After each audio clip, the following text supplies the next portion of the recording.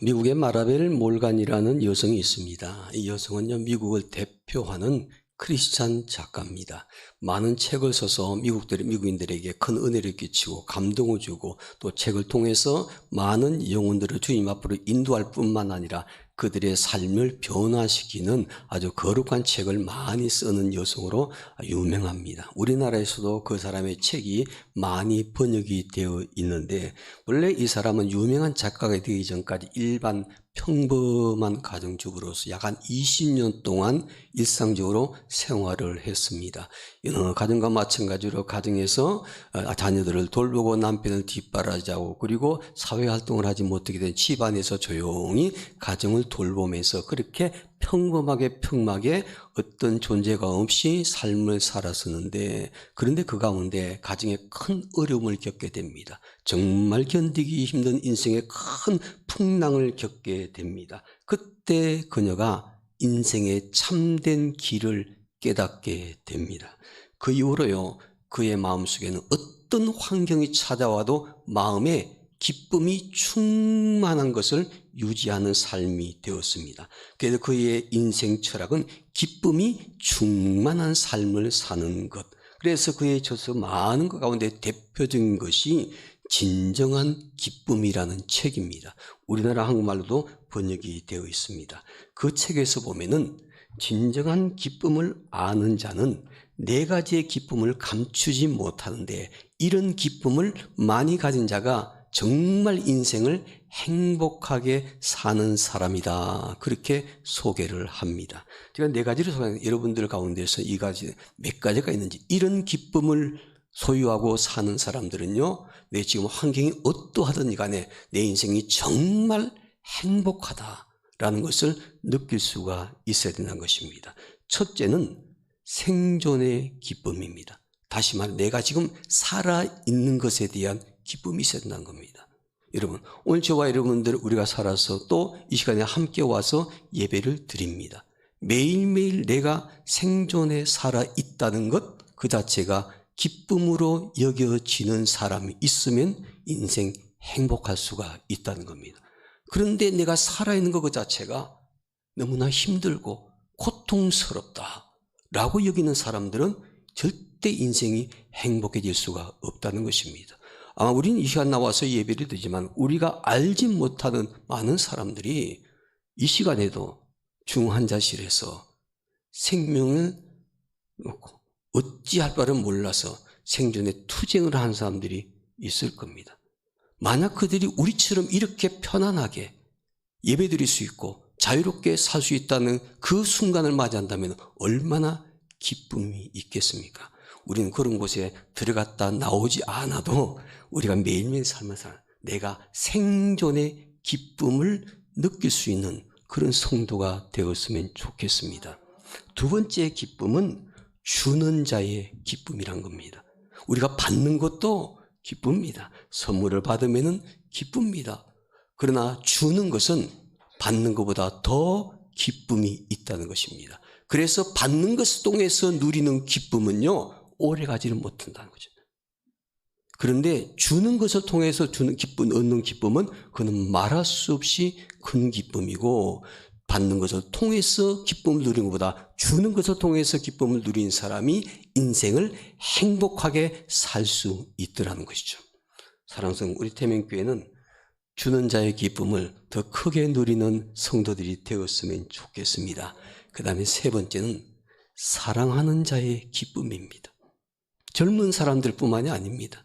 우리가 나이 들어도 누군가를 서로 그리스도의 사랑을 나눌 수 있는 것, 우리가 누군가를 나이가 들어도 사랑할 수 있다는 것, 그 사랑의 대상이 있다는 것 자체가 기쁨이 충만할 수 있는 비결이라는 거죠. 그래서 내가 지금 현재도 누군가를 사랑하며 살 수만 있다면 그 사람은 인생을 행복하게 살 수가 있더라는 겁니다. 마지막 네 번째 기쁨은 일상생활에 작은 일에도 기쁨을 누릴 수 있는 사람입니다. 여러분, 우리가 보통 보면은 큰 좋은 일이 나에게 생기면은 마음이 기쁘지만은 사소한 작은 일에, 이런 데 우리가 놓치고 살 때가 너무나 많습니다. 우리가 작은 일에도 기쁨을 느끼고 살 수 있는 사람, 바로 이런 사람은요, 인생을 행복하게 살 수 있다는 거죠. 사랑하는 여러분, 여러분들은 이 네 가지 가운데 몇 가지의 기쁨을 누리고 살고 계십니까? 이 네 가지의 기쁨을 다 누린다면 정말 인생 행복하게 사시는 분들입니다. 사실 이 네 가지의 기쁨만 알고 누려도 우리 매일매일 삶이 행복한 삶이 될 수가 있습니다. 그런데 예수 믿는 사람들은요, 그리스도 안에서 참된 인생의 길을 발견하고 길을 가는 이 네 가지의 기쁨을 누릴 뿐만 아니라 또 한 가지의 놀라운 기쁨이 있다는 겁니다. 이것은 이 네 가지의 기쁨보다도 훨씬 더 큰 기쁨이라는 것입니다. 이 기쁨은 이 땅에서 나 자신이 기쁨을 누릴 뿐만 아니라 또 한 가지 하늘나라에 가서도 큰 기쁨이 되는 일이라는 거죠. 그것은 바로 영혼 구원의 기쁨이라는 겁니다. 이 땅에 네 가지의 기쁨, 그게 한 가지 우리 그리스도인들에게는 또 한 가지의 더 큰 기쁨이 있는데 바로 영혼 구원의 기쁨이라는 거예요. 영혼을 구원하는 기쁨, 영혼을 주님께로 인도하는 기쁨, 이 영적인 기쁨은 세상에서 누리는 그 어떤 기쁨보다도 값진 것이고 더 큰 기쁨이란 것을 성경에서 말씀하고 있는 것을 보게 됩니다. 오늘 본문 말씀에도 보니까 이 영혼 구원의 기쁨을 누렸던 사람이 등장을 합니다. 이 사람은 우리가 너무나 잘 알고 있는 사도 바울이라는 사람입니다. 바울은 영혼 구원의 기쁨을 통해서 이 땅에서도 크게 기쁨을 누렸을 뿐만 아니라 천국에서도 지금 그 기쁨을 누리고 있는 사람이 되었습니다. 오늘 저와 여러분들도 바울처럼 영혼 구원의 기쁨을 이 땅에서도 크게 누릴 뿐만 아니라 미래의 천국에 가서도 그 기쁨을 계속해서 누릴 수 있는 그런 성도들이 꼭 되시기를 주님의 이름으로 축원합니다. 오늘 본문 말씀인 빌립보서는 두 가지의 특징을 가지고 있는 책입니다. 첫째는 이 빌립보서를 기쁨의 책이라고 말합니다. 기쁨의 서신이라고 말합니다. 이 책에서 기쁨이란 단어가 자주 등장을 합니다. 바울은 이 책에서 기쁨이란 단어를 가장 많이 사용하고 있습니다. 그만큼 그는 기쁨이 충만한 삶을 살 때 이 하나님 말씀을 기록했습니다. 그래서 빌립보서를 기쁨의 서신 이렇게 얘기를 하죠. 둘째는 빌립보서를 옥중서신이라고 말을 합니다. 바울이 감옥에 갇혀 있을 때 이 책을 기록했기 때문에 옥중서신이라는 말이 붙게 된 것입니다. 여러분, 보통 사람들 같으면 감옥에 갇혀 있는 것이 기쁨이 될 수가 없죠. 감옥에 갇혀 있는 것이 결코 기쁨이 될 수가 없는 것입니다. 더구나 죄가 없음에도 불구하고 억울하게 감옥에 갇혀서 고난당할 때라면 더더욱 기쁨이 생길 수가 없는 것 아닙니까? 오히려 불평하고 원망하기가 쉬운 상황입니다. 그러나 바울은 감옥 속에서도 그의 마음에 기쁨이 넘쳤다고 고백을 합니다. 보통 사람들 같으면 불평과 원망을 쏟아낼 수밖에 없는 환경이었지만은 바울은 오히려 기쁨이 충만했습니다. 자기 자신도 기쁨이 충만한 삶을 살았을 뿐만 아니라 다른 사람들에게도 함께 기뻐하자고 호소를 합니다. 빌립보서 2장 넘어가서 한번 보시기 바랍니다. 2장 17절과 18절 말씀 한번 보시기 바랍니다. 한 장에서 보시면 제가 읽어드리겠습니다. 만일 너희 믿음의 제물과 섬김 위에 내가 나를 전제로 드릴지라도 나는 기뻐하고 너희 무리와 함께 기뻐하리니. 그리고 18절에 이와 같이 너희도 기뻐하고 나와 함께 기뻐하라. 여러분, 그 두 절의 말씀에 기쁨이라는 단어가 몇 번 등장합니까? 바울은 이 말씀을 기록해서 입만 열면은 기쁨이라는 단어를 사용하고 있습니다.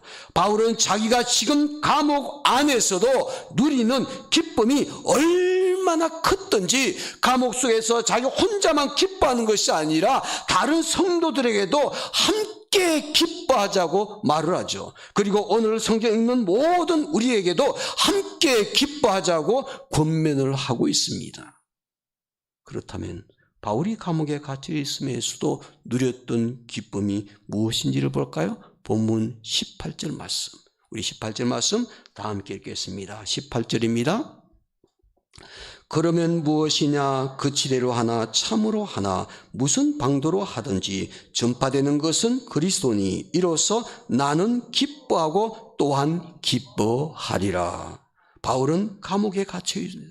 이렇게 고백합니다. 나는 기뻐하고 또한 기뻐하리라. 기뻐하고 또한 기뻐하리라. 이 말은 기쁘다는 말의 최상급의 표현, 반복된 단어입니다.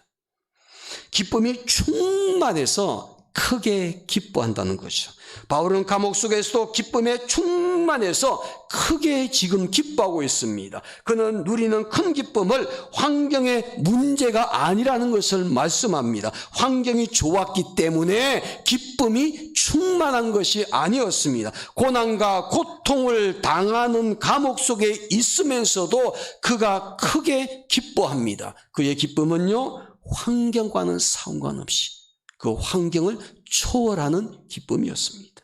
환경이나 감정에 따라 좌우되는 기쁨이 아니라 어떤 상황 속에서도 어떤 환경 속에서도 기뻐할 수 있는 진정한 기쁨이었다는 것입니다. 그의 진정한 기쁨의 원천은 그리스도가 전파되었기 때문이라. 즉 전도가 이루어졌기 때문이라고 말합니다. 바울에게는 예수 그리스도가 전파되는 것이 그에게 가장 큰 기쁨이었다는 거죠. 그는 물질을 많이 얻었기 때문에 기뻐하는 것이 아니라 높은 지위에 올라가고 명예를 얻었기 때문에 기뻐한 것이 아닙니다. 자녀가 잘 되고 사업이 번창했기 때문에 기뻐하는 것이 아니었습니다. 세상에서 부와 명예와 영광을 얻었기 때문에 바울이 지금 크게 기뻐하는 것이 아니었다고 말합니다. 바울이 고통스러운 감옥 속에서도 크게 기뻐할 수 있었던 것은 영혼을 구원한 일 때문이었다는 것입니다. 전도의 기쁨, 영혼 구원의 기쁨, 한 영혼을 주님께로 인도하는 그 기쁨, 그것이 바로 바울이 감옥에 갇혀 있음에도 불구하고 바울에게는 엄청난 기쁨을 허락해 주었다는 거죠. 오늘 우리는 무엇 때문에 기쁨을 얻고 살고 있는지, 우리가 이 세상에서 누릴 수 있는 기쁨들이 너무나 많습니다. 찾아보면은 우리가 일상적인 생활 속에서 얻을 수 있는 기쁨들이 너무나 많습니다. 여러 가지 이유로 인해서 기뻐하며 즐거워하기도 합니다. 그러나 우리가 누리는 그 기쁨이요, 환경이나 감정에 좌우되는 것이라면은 그 기쁨은 여러분 결코 오래가지 못합니다. 환경이 변하게 되면 내 기쁨이 사라지게 됩니다. 내 감정이 달라지게 되며 내가 누리는 기쁨도 상실할 수 있기 때문입니다. 그래서 이것들은 일시적인 기쁨입니다. 제가 한 6개월 전에 자동차를 새로 구입을 했는데 그전에 타는 자동차 한 5년 타다가 새로 바꾸니까 기분이 굉장히 좋더라고요. 운전하는 게 즐겁더라고요. 그런데 딱 한 달 운전하니까 다시 도루묵이 됐습니다. 그리고 옛날에 오래 올드차 탔던 그 차를 바라보니까 갑자기 제 아내도 그러면 저 차 우리 차네? 그러면서 옛날 차가 훨씬 더 정감 있게 느껴져요. 여러분, 우리가 세상에서 누릴 수 있는 여러 가지 조건 때문에 누리는 환경은요, 이게 조금 시간이 지나가다 보면, 적응하다 보면요, 그게 우리에게 절대 기쁨이 될 수가 없습니다. 그래 끊임없이 사람들이 기쁨의 조건들을 찾아서 헤매게 되죠. 기쁨은 마치 우리의 갈급함만 줄 뿐입니다. 그런데 우리의 감정이 달라지게 되면 그 기쁨도 변하게 됩니다. 그러나 영혼을 구원하는 전도의 기쁨은요, 우리가 이 땅에서도 그 기쁨을 누리지만 미래의 천국에 가서도 하나님 앞에서도 크게 누릴 수 있는 기쁨이라는 것입니다. 전도의 기쁨은 우리가 이 땅에 사는 동안 사람들 앞에서도 누릴 기쁨이 될 뿐만 아니라 장차 천국에 가서도 하나님 앞에 영원히 누리게 될 그 기쁨, 그리스도인이라면은 이 기쁨을 반드시 누릴 수가 있어야만 합니다. 영혼 구원은 천국에서 누릴 수 있는 기쁨을 준비하는 단계입니다. 영국의 침례교회 유명한 설교했던 존 스펄전이라는 목사님이 있습니다. 이분은 이런 말입니다. 나는 나의 유익을 위해서 전도하고 싶다. 먼 훗날 죽어서 하늘나라 갔을 때 나의 전도를 통해서 천국 간 사람들이 나를 보고 환영하며 기뻐할 것을 생각하면은 지금부터 천국 가기 전에 내 심장이 뛴다고 말합니다. 여러분, 우리가 언젠간 다 하나님 부름받게 되면은 천국에 가지 않겠습니까? 그때 천국 갈 때 나보다 먼저 천국 간 사람들 가운데 내가 그 영혼을 구원해서 하나님의 자녀로 세우고 그들이 천국에서 나를 만나는 순간 나를 환영하고 반갑게 맞이할 그것을 상상해 보시기를 바랍니다. 내가 영혼을 구원 후에 전도했을 때 나로 인해서 천국 가는 사람이 많이 있습니다. 나의 전도 때문에 사람들이 구원받고 영생을 얻어서 천국에 갔습니다. 그래서 그들이 천국에서 기뻐하면서 나를 만나게 될 때 얼마나 기쁜 일입니까? 그래서 사도 바울은 말합니다. 그 영혼들은 내 기쁨의 멸관이다, 그렇게 말합니다. 오늘 우리도 모두 스펄전 목사님 침에 품었던 그 전도의 열정을 가지고 전도의 기쁨을 온몸으로 느끼며 경험할 수 있는 성도들이 되기를 주님의 이름으로 축복합니다.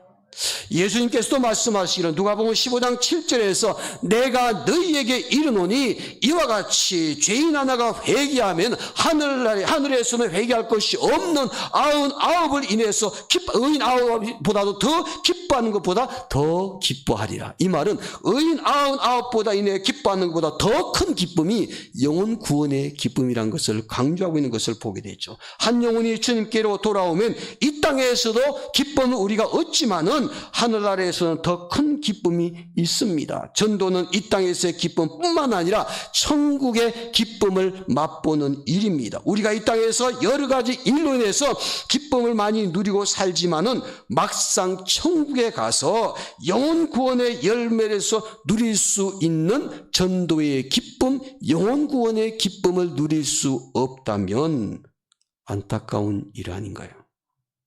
천국 백성이 된 우리는 이 땅에서 누리는 기쁨뿐만 아니라 천국에서도 누리는 기쁨을 얻는 성도들이 되기를 주의 이름으로 축원합니다. 오늘 본문에 보니까 바울이 바로 그런 전도의 기쁨을 누렸던 사람이거든요.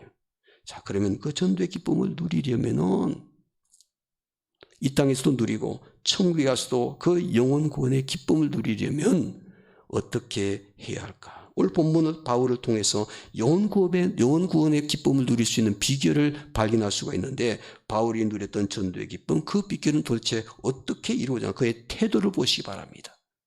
우리가 바울처럼 영혼 구원의 기쁨을 누리려면요, 첫 번째 단계는 영혼에 대한 관심을 가져야 합니다. 영혼에 대한 관심. 15절부터 17절까지 말씀 보시기 바랍니다. 제가 읽겠습니다. 15절부터 17절까지.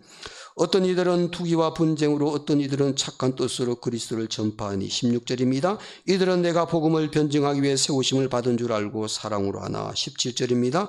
그들은 나의 매임에 괴로움을 더하게 할 줄로 생각하여 순수하지 못하게 다툼으로 그리스도를 전파하느니라.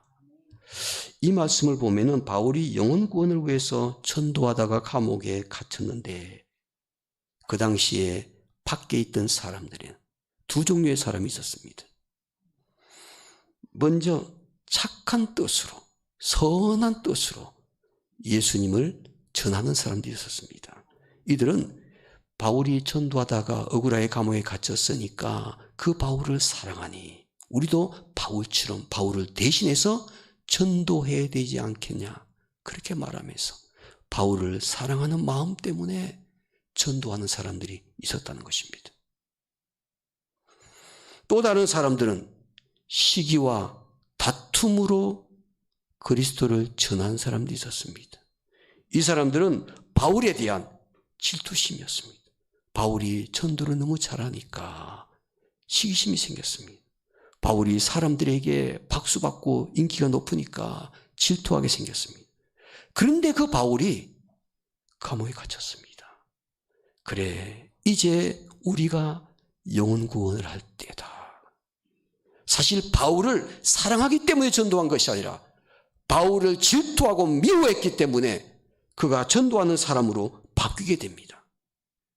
그런데 바울은 이들을 절대로 미워하지 않았습니다. 자기를 시기하고 질투했지만은 그럼에도 불구하고 감옥에 있으면서 그들을 전혀 미워하지를 않았습니다. 오히려 그들의 감사하는 마음을 가졌습니다. 왜냐하면 그들이 나를 대신해서 영혼 구원에 헌신하고 있기 때문에. 여러분, 어떻게 그것이 가능합니까? 바울의 관심은요, 사람이 아니라 영혼 구원에 있었기 때문입니다. 비록 그들이 나를 미워하고 시기하고 질투하지만은 그들이 주님을 위해서 복음을 전하고 헌신하는 그 모습을 보니까 너무나 기뻐했다는 거죠. 그래서 바울이 그들 때문에 기뻐했다는 것입니다. 미국 아칸소주 주지사의 브루어라는 인물이 주지사에 당선이 되었습니다. 이 사람이 당선될 때는 거의 사람이 그 여론조사에서 꼴찌였습니다. 그런데 기적이 일어났습니다. 도저히 이 사람이 주지사가 될 수 없는데 뒤집어졌습니다. 이 사람이 주지사가 되었습니다. 그래서 이 신문 기자들이 그 선거 결과가 확정되고 난 다음에 신문사에서 그 브루어에게 인터뷰도 하면서 그 브루어의 어머니가 참 훌륭한 분이라고, 기도를 많이 하시는 분이라고 그렇게 소문이 나서 그 어머니를 찾아가서 신문 인터뷰를 했습니다. 그 어머니에게 이렇게 말합니다. 아드님이 오늘 기적적으로 주지사에 당선이 되셨습니다. 지금 기분이 어떠십니까? 일생 중에 가장 자랑스럽고 기쁘고 행복한 날이 아닙니까? 이렇게 질문했습니다. 그랬더니요, 그 어머니가 네, 맞습니다. 저는 오늘 제 인생에 가장 행복하고 또 기쁜 날을 지금 보내고 있습니다. 그런데 이 날보다도 제 인생에 더 큰 기쁨과 행복한 날이 있었습니다. 바로 그날은 내 아들에게 오늘 나와 함께 교회 가서 예배드리고 예수님을 영접하지 않겠니? 그렇게 말했을 때 그 아들이 어머니의 말을 듣고 손에 이끌려서 교회 와가지고 그날 예수 믿고 구원받은 하나님의 자녀가 된 그날이 내 인생에 가장 크고 기쁘고 행복한 날이었습니다. 그렇게 얘기했습니다. 자, 이건 개인적인 신앙관이잖아요. 그런데 기자가요, 너무 감동되었습니다. 교회를 다니지 않는 기자인데 감동이 돼서 그 어머니가 말한 그대로 하나도 빠뜨리지 않고 토시 하나 틀리지 않게 그걸 신문 기사화해서 내보냈습니다. 그 기사를 읽는 많은 그리스도인들이요, 감동받고 그리고 자기 가족 구원에 대한 관심을 갖고 헌신하게 되는 역사가 일어나게 됩니다. 사랑하는 여러분, 여러분들의 이번 인생에 어떤 날이 가장 행복한 날인가요? 어떤 날이 가장 크게 기뻐했던 날인가요? 전도의 기쁨을 크게 누렸던 바울의 태도를 보시기 바랍니다. 12절과 13절 말씀 제가 읽겠습니다. 12절과 13절 말씀. 형제들아, 내가 당한 일이 도리어 복음 전파의 진전이 된 줄은 너희가 알기를 원하노라. 13절입니다. 이러므로 나의 매임이 그리스도 안에서 온 12대 안과 그 밖에 모든 사람에게 나타났으니. 지금 여기서 바울이 당한 일은 오래 자랑한 것처럼 지금 전도하다가 감옥에 갇힌 일입니다. 주의 일을 하다가 억울하게 갇힌 일입니다. 하나님을 원망하는 사람이라면요, 바울이 감옥에서 하나님께 대해서 불평하고 그리고 낙심했을 겁니다. 근데 바울은 하나님을 엇망하지 않고 그래도 믿음으로 살려고 했던 사람이었거든. 열심히 전도하다가 감옥에 갇혔는데 우리가 보통 그 정도 헌신하다가 있으면 이렇게 말할 수도 있겠죠. 믿음의 눈으로 바라봐. 하나님께서 나로 하여금 감옥에 좀 쉬게 허락해 주시는구나. 그래서 감옥에 있을 때 내가 좀 쉬어서 재충전을 해야지. 이렇게 생각할 수 있을 거예요. 믿음이 좋은 사람들은요. 믿음이 없는 사람들은 불평하고 원망하겠지만 믿음이 좋은 사람들은 그동안 열심히 일했으니 좀 쉬게 만드시는구나. 이렇게 생각할 법합니다. 근데 바울은요, 오늘 본문에 보니까 감옥 안에서도 그가 쉬지 않는 일이 있습니다. 바로 그것이 영혼에게 하나님 말씀을 전하는 일이었습니다. 영혼 구원하는 일입니다. 자기를 감옥에 가두고 지키고 있는 그 군인들에게도 전도했습니다. 감옥 속에서 죄수의 몸으로도 전도했습니다. 그래서 잘 아는 것처럼 자기를 지키고 있던 그 간수의 가정 전체를 다 구원하지 않습니까? 그리고 침례를 주고 그들이 바로 빌립보 교회의 최초로 가정 전체가 복음화된 가정의 1호가 되었습니다. 여러분, 바울의 관심은 이것입니다. 그의 태도는 내가 어떤 환경에 있든 그 환경에 구애받지 않고 영혼 구원을 위해서 말씀을 전하는 일이었습니다. 사랑하는 여러분, 오늘 저와 여러분도 전도의 기쁨, 영혼 구원의 기쁨을 누리려면 바울처럼 이런 태도를 가지는 사람들이 되어야 되지 않겠습니까? 우리가 이 땅에 누릴 수 있는 많은 기쁨이 있지만 영혼 구원의 그 기쁨을 우리가 후반기에 함께 공유했으면 좋겠습니다. 본다케이 반다이크라는 자매가 있습니다. 이 자매는요, 미국 미시간주에서 태어났는데 아주 어렸을 때부터 너무너무 이뻤습니다. 제 얼굴 보시기 바랍니다. 여러분 어떻게 보이시나요? 아주 제 이상형입니다. 아주 아름답습니다. 어릴 때부터 아주 동네에서 너무너무 이쁘다고 사람들이 칭찬을 받았습니다. 그래서 너 미인대에 나가봐라. 사람들이 덩 떠밀려가지고 그 미시간주의 주니어 선발대에 나갔습니다. 거기서 1등이 됐습니다. 그게 계기가 돼가지고요, 미국 전역에 여러 미인대가 있었는데 그 미인대에 갈 때마다 다 1등입니다. 1등 아니면은 안 해요. 그래서 항상 저렇게 왕관을 썼습니다. 드디어 미시간주를 대표해서 미스 아메리카 대회에 출전을 했습니다. 바로 그 해에 미스 아메리카 대회 1등이 되었습니다. 그 당시 사람들이 말합니다.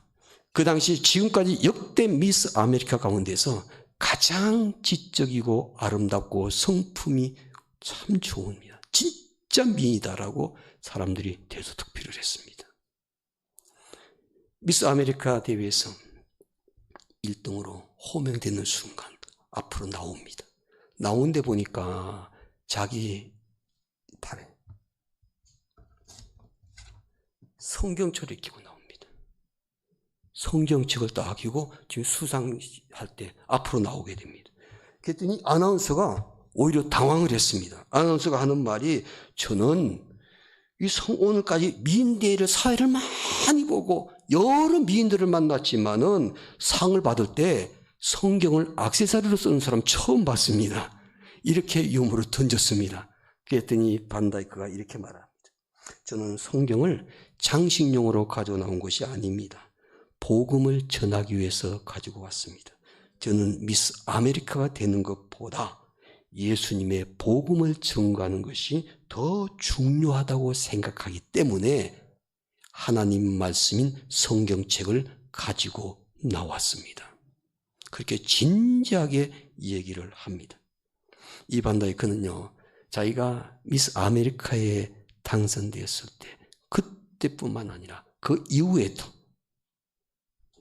그 왕관을 내리고 난 이후에도 계속해서 너무 아름다운 여인이기 때문에 가는 곳마다 사람들에게 주목을 받는 여인이 되었습니다. 그는 항상 복음을 전가할 수 있는 기회를 삼았습니다. 그는 자기 간정책도요 많이 냈고, 심지어는 찬양을 잘하기 때문에 그 찬양 율동을 만들어서 그것을 많은 사람들에게 배포하기도 하고 말이죠. 그는 주어진 모든 재능, 자기 자신이 미인대 1등했던 그 모든 환경들을 철저하게 활용해서 환경에 구애받지 않고 복음을 전하는 여인으로 유명한 사람이 되었습니다. 사랑하는 여러분, 오늘 저와 여러분들도 어떤 환경에 있든지라도 환경에 구애받지 않고 영구원을 위해서 말씀을 함께 나눌 수 있는 그런 사람이 전도의 기쁨을 크게 누리게 될 줄로 믿습니다. 이번 한 주간 동안도 우리 모두에게 여러 가지 누릴 수 있는 큰 기쁨들이 많이 있는데 그 기쁨에 더해서 천국에서 영원히 누리게 될 그 영원 구원의 기쁨을 함께 경험하는 성도들이 되기를 주의 이름으로 축원합니다. 기도하겠습니다.